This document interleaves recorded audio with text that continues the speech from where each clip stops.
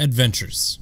I feel like the majority of the community is sleeping on this activity when playing Destiny 2. I've seen countless people talk about how they aren't worth it, that they don't give enough rewards, that they can't be repeated. And if you know my channel, you know I sat down with a couple friends, did 100 adventures, and started crunching numbers.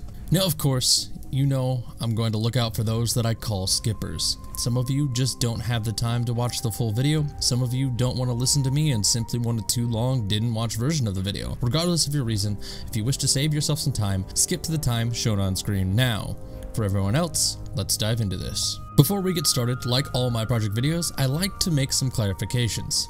First, the only drops recorded were those that were rewarded upon completion of the adventure itself. Any drop that occurred during the adventure was not included in the data. Second, when I discuss blue engrams later in the video, note that only specific adventures reward those blue engrams, and will be shown as a reward when starting the adventure, and because of this, the data presented will be skewed. Third, on the topic of data being skewed, whenever I make these videos, please take the information with a grain of salt, viewing them as a baseline only, instead of viewing them as concrete information on the drop rates. This was only 100 adventures. And last, one thing I feel a lot of people don't realize is that once you complete every adventure on a planet, they become a daily activity, where 4 random adventures can be completed by visiting the respective planetary vendor each day on reset. For those curious as to why I included this clarification in this video, it is simply to prevent people from writing in the comment section that this video is irrelevant and that you can't repeat adventures anyway. Also note that I included this piece of information after telling people where to skip to, so if you see someone unironically saying that they can't be repeated, you know that they skipped this section. Regardless, let's keep going. To start, let's talk about planetary tokens. Adventures, like most activities in Destiny 2, reward tokens upon completion. However, you are only given one.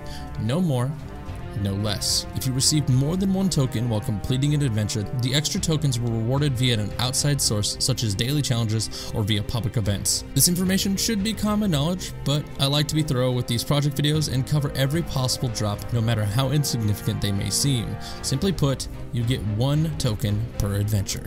Next, let's take a look at blue armor drops. Adventures, like most activities in Destiny 2, throw blue gear at you. Over 100 adventures, we received a total of 77 blue armor pieces, which accounted for 37.93% of all drops received. For helmets, we received them 16% of the time. For gloves, we received them 18% of the time. Chest pieces, like helmets, 16% of the time. Boots, the rarest of the armor pieces, at 13% of the time. And class items, dropping only 14% of the time. Looking at these numbers, anyone can say that they are very close, with only a 5% deviation between the most common and the most rare.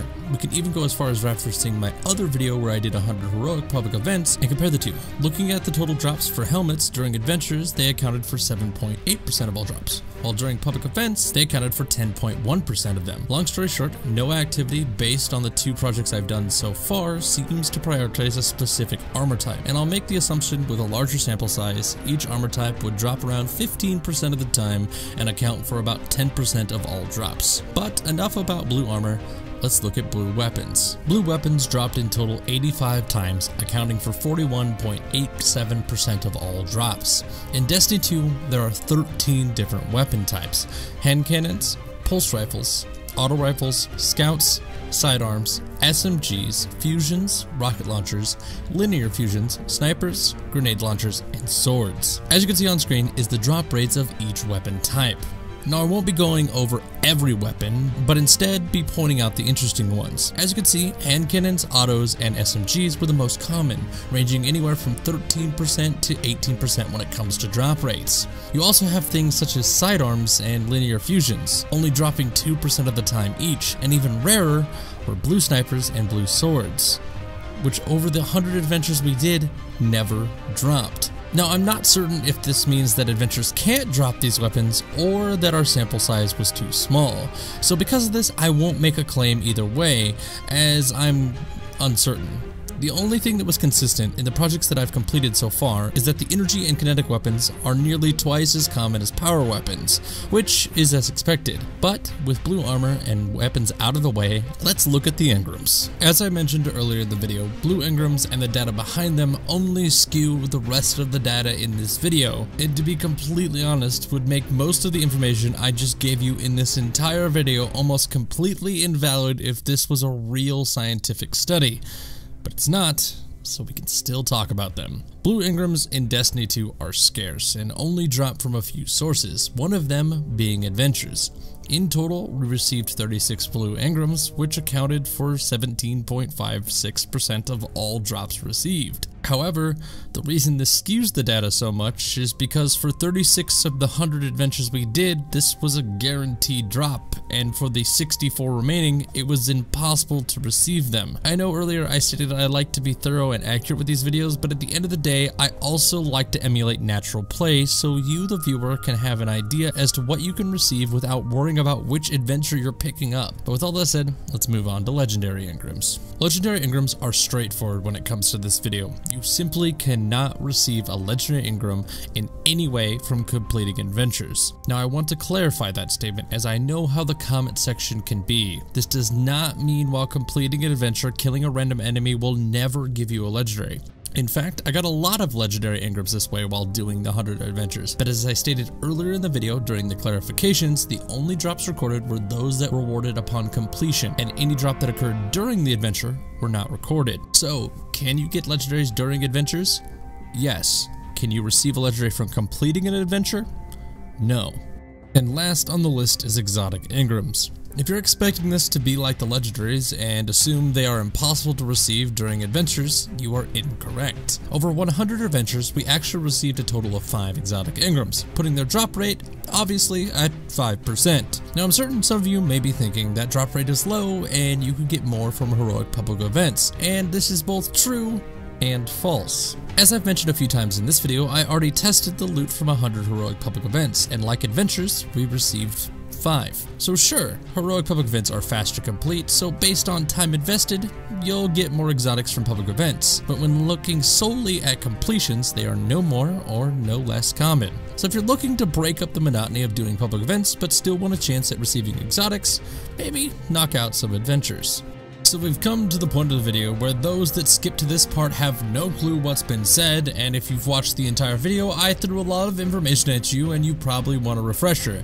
So let's do a quick rundown. Adventures technically have 6 different drop types that are possible: tokens, blue armor, blue weapons, blue engrams, legendary engrams, and exotic engrams. For tokens, these are guaranteed to drop 1 per completion. For blue armor, these drop on average 15% of the time per type, and for blue weapons, these drop ranging from 2% of the time to 18% of the time, and were really sporadic. And some drops, such as blue swords and snipers, never dropped over the course of 100 adventures. For blue engrams, these should honestly be ignored and skewed the data of this entire project, but dropped 36 times, and I'm only telling you that for completion's sake. For legendary engrams, these are impossible to receive from completing adventures, but can drop at random during adventures, and for exotic engrams, they in fact can drop from adventures, dropping 5% of the time after completing an adventure. Now guys, these videos take a long time to make, so if you enjoyed it, if you found it interesting, or it helped you out in any way, be sure to let me know by hitting that like button, and if you're new here, be sure to subscribe. Also, I wanted to let you guys know that on occasion I use the community tab on my YouTube channel to post polls and to let you guys know when I go live over on Twitch. And earlier today, while making this video, I posted a poll asking you guys what you guys wanted me to do my next project on. And right now, Loot from 100 Strikes is in the lead, so if you haven't voted, be sure to go to that section of my channel and cast your vote.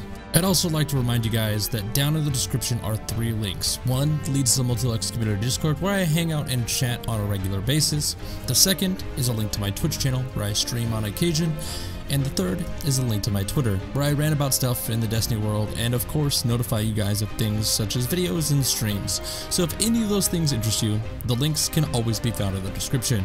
And of course, like always, I want to thank you guys for your continued support.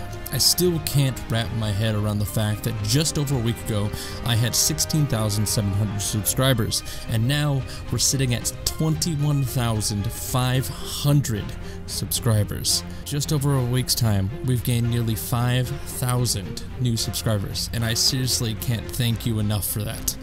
I never expected to have over 10,000 subscribers, let alone 21,000. You guys are the best. Seriously, thank you for that.